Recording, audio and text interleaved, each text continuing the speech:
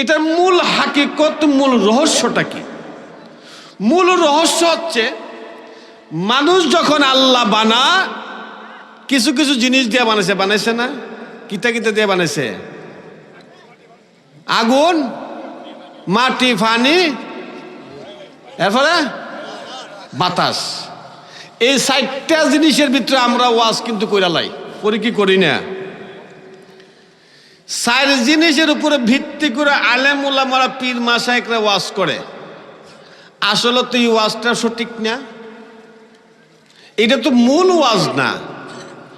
আগুন, পানি, মাটি, বাতাস দিয়ে আদম তাকচার গঠিত করছেন, সেটা হচ্ছে আমাদের শরীয়তের দলিলের ওয়াজ। এটা হাকিকত একটা আছে না, মূল জিনিস একটা আসেনি।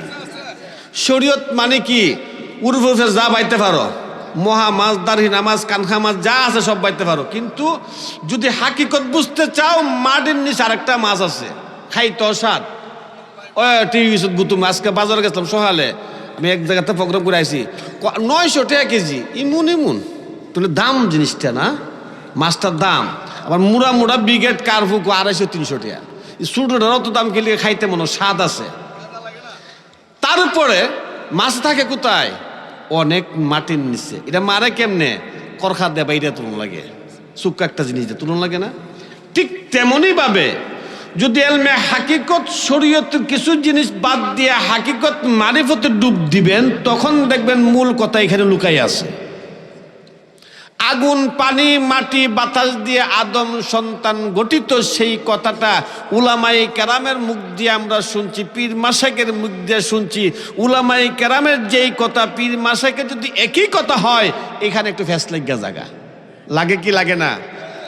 আপনারা মসজিদের খতিব যিনি, খুব আমার শ্রদ্ধাভাজন, আমার খুব কাছের মানুষই, উনি আমার প্রশংসা করছেন। ওনার প্রশংসা না করলে আল্লাহ আমার খুব তুই হলে খাইবার লাগি বেড় হয়েছ, আরেকজনে খাওয়া কিছু। উনি এই মসজিদের খতিব, হয়তো মাসে 6 থেকে 7 হাজার টাকা হাত দিয়ে দেন। হ্যাঁ, উনি যে ওয়াজটা করতেছে, পীর সাহেব যদি একই ওয়াজ করে, এর ফেস লাগতো না। কথা বুঝতেছি না আপনারা? পীর সাহেবের কাছে আপনি গেছেন পর পীর সাহেব নামাজ সরে, রোজা রাখরে। ইমাম সাহেব নামাজ সরে, রোজা রাহ। দুইজন তো এক জাতু। ইমাম সাহেব যদি মাসে 5,000 6,000, আর পীর সাহেব দেখলি দিলাই 5,000। মাসে যে বেটা 5,000 পাই, বেটার ওয়াজ যে জাত পীর সাহেবের ওয়াজ, এই জাত ওই তো অমান হইল কেমনে? তাহলে তারা 100 দিলিও, তাহলে বুঝা ওয়াজ তার এক জাত আছে না? আপনি পীরের কাছে দিলেন, আপনি শুধু টাকা হাতেই দিলেন না, আপনার জীবন যৌবন সমস্ত উৎসর্গ করলেন এই জিনিস পাইবার লাগি না। আপনার বলতে হবে বাজান এই জিনিস ইমাম সাহেব বলে, আপনি বলুন কোন শুরুতে নামাজ পড়লে আল্লাহর মেরাজ হয়ে যাওয়া। মাটি, পানি, আগুন, বাতাস দিয়ে আটম গতিতে হয়। হুজুরের কথা, পীর সাহেবের কথা বরাবর হয়ে গেছে কেনা? পীরের কাছে একটা কোনো ফাতারা কথা আছেন, জানি না নেন।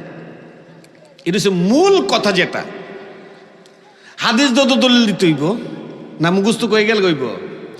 এখানে মনে করেন আপনারা মসজিদ নির্মাণ করবেন, কথার কথা, রড আনছেন, সিমেন্ট আনছেন, বালু আনছেন, ইট আনছেন, সব কিছু আনছেন। এখন ডালাই করবেন, ডালাই শুরু হবে কাজ। রড বসাইলেন, সিমেন্ট, কনক্রিট, বালু মিক্স করতেছেন, মিক্স হইবনি? হইতো না। কখন হইব? পানি ঢাললে। এখন আসুন, কোন জিনিসটা দিয়ে আগুন, পানি, মাটি, বাতাস যখন একত্রিত করে তখন খাম্বিরা লাগে না, এটা জমাট বাঁধে না। জমাট বাঁধলো কখন? ওই পানি সেই পানি নয়। দুনিয়ার পানি একটা, আর হায়াতের পানি হচ্ছে আর একটা। আল্লাহ রাসূল বলেন, আনা নূরুম মিন নূরিল্লাহ ওয়া কুল্লু শাইইন মিন নূরি। আমি হাবিব আল্লাহর জাতি নূরের নূর থেকে একটা অংশ, কোনো সিফতি নূর নয়। আল্লাহ যেই নূর, নবীও সেই নূর। ডিভাইডেড হচ্ছে শুধু একটাই, উনি হচ্ছেন আল্লাহ, উনি হচ্ছেন মুহাম্মাদুর রাসূলুল্লাহ। আনা নূরুম মিন নূরিল্লাহ ওয়া কুল্লু শাইইন মিন নূরি।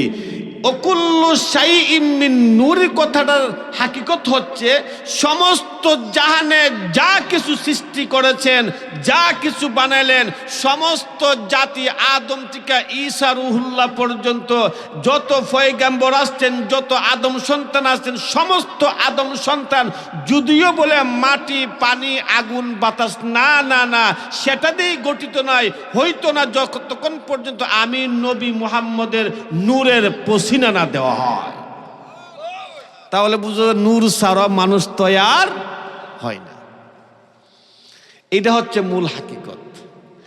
আমরা যারা বসছি এই হাকিকতের ভিতরে ঠান্ডা সবারই লাগে, যারা বাড়িতে আছে তারাও ঠান্ডা লাগে। কারণটা কি? এটা একটা মূল রহস্য রয়ে গেছে না? যদি আজকে এইখান থেকে ওই মাঠের মধ্যে এই গ্রামের যুবক ছেলেরা যদি ইসলামিক জলসা না দিয়ে, সুন্নি মহাসম্মিলন না দিয়ে একটা গানের আড্ডা দিত, দেখলেন ঠান্ডা বক্তারও লাগে না, শ্রোতারও লাগে না। লাগে সড়ও লাগতো না, সামিয়ানও লাগতো না, খালি তাই না গানটা এবার জায়গাটা খালি সট্টা দাঁড়াইলে বাইতে প্রয়োজনে পলিথিন বান্ধা মাথাত করে লইব, আইবার সময় একটা বন গাছ খাইলা করে লইব, জায়গা না হইতাম পারি বন বিছায় বই জায়গা। দেখা গেল একজনের পর একজন জন শিল্পী পরিবর্তন হয় আর আজ্ঞায় গায়াব, না জানে কোন রাইতাছে, না জানে কোন রাইতাছে। দেখা গেল কোনো ঠান্ডাও নাই, ক্লান্তিও নাই, কোনো কিছু নাই। আর বাড়ির যারা আছে ঘুমাইয়া রয়েছে যারা, এর কানের মধ্যে রাত 3টা পর্যন্ত গানের আওয়াজ, যা ঘুম টিকি লাগে, কোনো গানের বিরুদ্ধে কোনো আওয়াজ নাই, ঠিক কিনা কর? ওয়াজ যদি 12টার পরে জাগা, এর মাথা নষ্ট হয়ে জায়গা, ঘুমের বলে ডিস্টার্ব, ঘুমের বলে ব্যাঘাত সৃষ্টি করে। তার মূল হাকিকত হচ্ছে আপনি আমার যে কাল্ব, যে দিল, এই দিলটাকে কি বলা হয়? এই দিলটাকে কি বলা হয়? কাল্ব, দিল। এই যে আমরা যে যারা নাকি হজ করে আইছি, উমরা করেন আর বড় হজই করেন, এইখানে একটা কাবা ঘর আছে কিনা? নাই। আরে আসেনি? ওই কাবার নাম কি জানেননি আপনারা? হ্যাঁ, ওয়াজ জানে মোটামুটি করে, শাস্ত্র গেলে তো বই না ডরে শুরু কুম্বালা কোন ফতুয়া দেয় ফেসদা ফালাই দেয় আমারে। ওয়াজ জানে কিন্তু মূল জায়গাতে ওয়াজ করলে কোন তখন গার গুড়া। ওই কাবার নাম কি? ওই কাবাটার নাম হচ্ছে খলিলে কাবা। কি কাবা? শিক্ষা যান। ওই কাবাটার নাম হচ্ছে খলিলে কাবা। এটা ইব্রাহিম খলিল আল্লাহ হুকুম করছে, পাথর দিয়া তৈয়ার করছেন। ওই কাবার মধ্যে আল্লাহ থাকে, সেটা আমরা সবাই বইলা থাকি। ওটা হচ্ছে খলিলে কাবা। আর একটা হচ্ছে কোরআন এবং হাদিস দিয়ে দলিলে কাবা। খলিলে কাবাটা বড় হবে না দলিলে কাবা বড় হবে? দলিলে কাবা বড় হবে। দলিলে কাবা আছে কোন জায়গার মধ্যে? এটা তো মক্কা কাবাগর। আর দলিলে কাবা ফামকো মেঘনাথ হেফার। দলিলে কাবা আছে কোথায়? আয়শাবাস কুলুবিল মুমিনিনা আরশিল্লাহ, মুমিনের কালবে আল্লাহর আরশ। আল্লাহ কোরআনের মধ্যে বলতেছে বিশ্ব ভূমণ্ডলে যা কিছু খুঁজে পাইবা, তার চেয়ে বেশি খুঁজে পাইবা তোমার দেহ কাবার ভিতরে। এটার মধ্যে তুমি খুঁজো, আমরা খুঁজতাম পারিনি, আমরা খুঁজি না, খুঁজো, খুঁজলে পাইবা।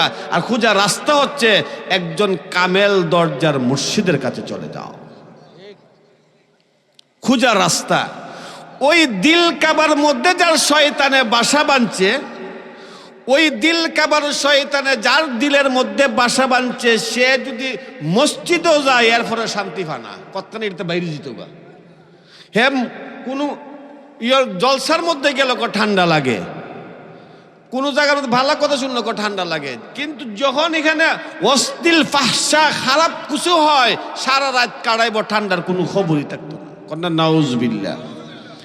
আল্লাহ পাক রব্বুল আলামিন ওই সমস্ত দিল থেকে, যেই দিলে আল্লাহ আল্লাহ রাসূলের শান মান শুনলে দিল সন্তুষ্ট হয়, ওই দিলটা আল্লাহ আমাদেরকে ফয়দা করে দাগ।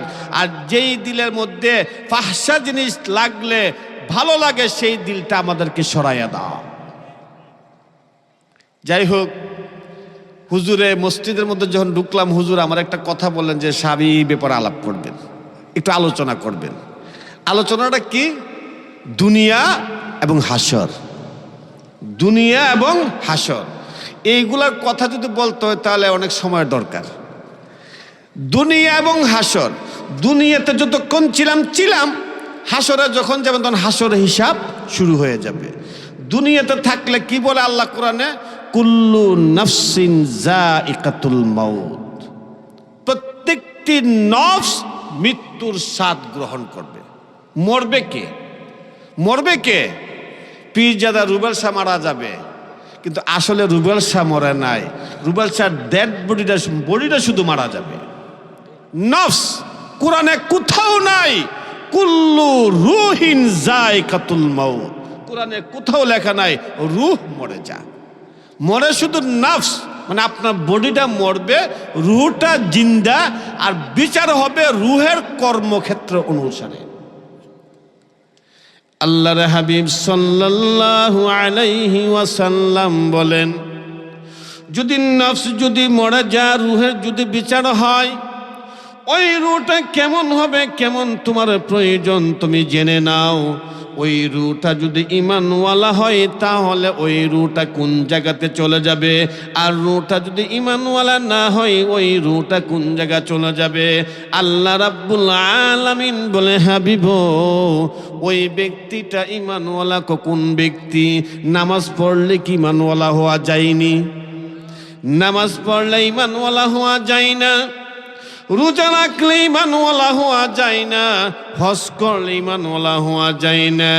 নামাজ পড়লে হয় নামাজিওয়ালা, হজ করলে হয় হাজিওয়ালা, রোজা রাখলে হয় রোজদানওয়ালা, দান সদকা করলে হয় দানবীওয়ালা। বাজানো আমার, ঈমানওয়ালা হবেন কিসের মাধ্যমে? আল্লাহ রাসূল সাল্লাল্লাহু আলাইহি ওয়াসাল্লাম বলেন, ক্বালান নবী সাল্লাল্লাহু আলাইহি ওয়াসাল্লাম, লা ইউমিনু আহাদুকুম হাত্তা আকুনা আহাব্বা ইলাইহি মিন ওয়ালিদিহি ওয়া ওয়ালাদিহি ওয়ান নাসি আজমাইন। ওই ব্যক্তিটা ঈমানওয়ালা, ওই মুমিনটা ঈমানওয়ালা যে তার জানের চেয়ে, বিবির চেয়ে, মালের চেয়ে, দুনিয়ার সমস্ত সত্তার চেয়ে যতক্ষণ পর্যন্ত আমি হাবিবকে মুহাম্মাদুর রাসূলুল্লাহ সাল্লাল্লাহু আলাইহি ওয়াসাল্লামকে ভালো না বাসতে পারবে ততক্ষণ পর্যন্ত তুমি ঈমানওয়ালা না। তাহলে বোঝা যায় ঈমানওয়ালা হইতে গেলে নবীর প্রয়োজন না আল্লাহর প্রয়োজন? ঈমানওয়ালা হতে হলে নবীর প্রয়োজন। নবী ছাড়া আল্লাহ পাওয়া যায় না। আর আল্লাহকে সমস্ত জাতিরই ডাকে, শুধু মুসলমানে আল্লাহ বলে ডাকে, হিন্দুরা ভগবান বলে ডাকে, খ্রিস্টানরা গড বলে ডাকে। এক এক ধর্মের মানুষ এক এক নামে আমার আল্লাহকে ডাকে। আল্লাহকে আমি সমস্ত মানুষের ডাক শুনি, কিন্তু সবার ডাক আমি আল্লাহর দরবারে পৌঁছে না, সবার ডাক আমি আল্লাহ কবুল করি না। যদি আমি আল্লাহ কবুল করতাম, সর্বপ্রথম কবুল করতাম হযরত আদম আলাইহিস সালাতু ওয়াস সালামের ডাক।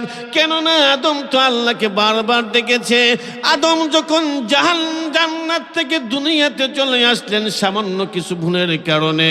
আসলে বাজানো, যদি বলি আদম নবী ভুল করেছে, ঈমান থাকবে না। যদি বলি আদম নবী গুনাহ করেছে, ঈমান থাকবে না।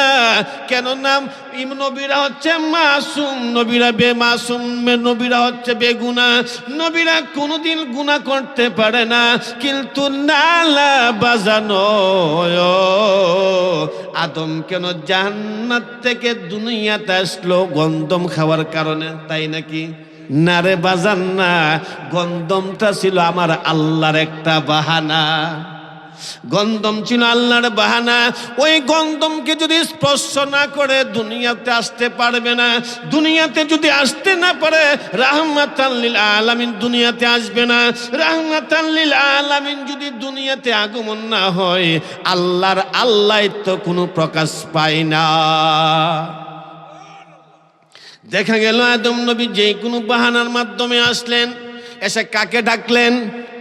কাকে ডাকলেন? আল্লাহকে ডাকলেন। কেমন করে ডাকলেন? আল্লাহ কুরআনে প্রমাণ বলেন, রব্বানা যালামনা আনফুসানা ওয়া ইল্লাম তাগফির লানা ওয়া তারহামনা লানাকুনান্না মিনাল খাসিরিন।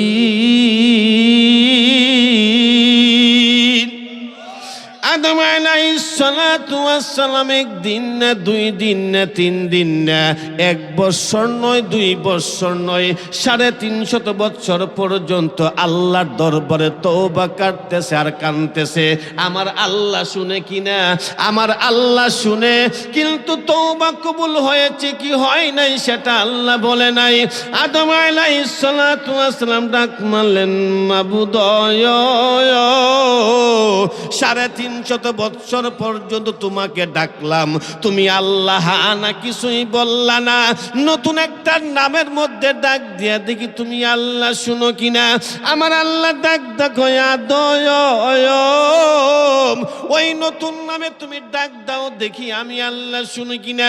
আদম আলাইহিস সালাতু ওয়াসসালাম ডাক মারলেন, মাবুদ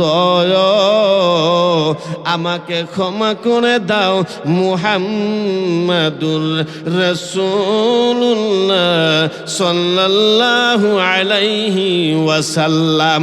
ওই মুহাম্মাদের নামটা বলার সঙ্গে সঙ্গে আল্লাহর আরশে আজিম থর থর করে কাঁপতেছেন, কুল কায়নাত থর থর করে কাঁপতেছেন। আমার আল্লাহ ডাক দেখো, আদম ওই নামটা তুমি পাইলা কোথায়, দেখলা কোথায়? আদম ডাকদা বলে, মাবুদ আমি যখন তোমার জান্নাতের মধ্যে দৌড়াদৌড়ি করতাম আর সে আজিমের মধ্যে লক্ষ্য করে দেখি একটা নামটা হচ্ছে লা ইলাহা ইল্লাল্লাহ, পাশাপাশি দাড়ি কমা প্লাস মাইনাস কিছুই নাম, ডাইরেক্ট একটা নাম মুহাম্মাদুর রাসূলুল্লাহ। লা ইলাহা ইল্লাল্লাহ 12 হরফ, মুহাম্মাদুর রাসূলুল্লাহ 12 হরফ, 12 মিলাইয়া 24-এর খেলা কেল্লা। মুহাম্মদ যেই নামটা, ওই নামটা তোমার কোনো জাতিগত নাম নয়, ওই নামটা তোমার কোনো গুণগত নাম নয়। আমার মনে হয় ওই নামটা হচ্ছে প্রেমের নাম।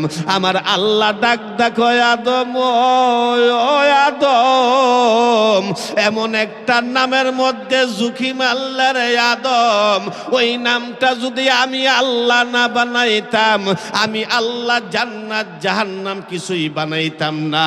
ওই নামটা যদি আমি আল্লাহ না বানাইতাম, আমি দুনিয়া বানাইতাম না, আসমান বানাইতাম না, জমিন বানাইতাম না।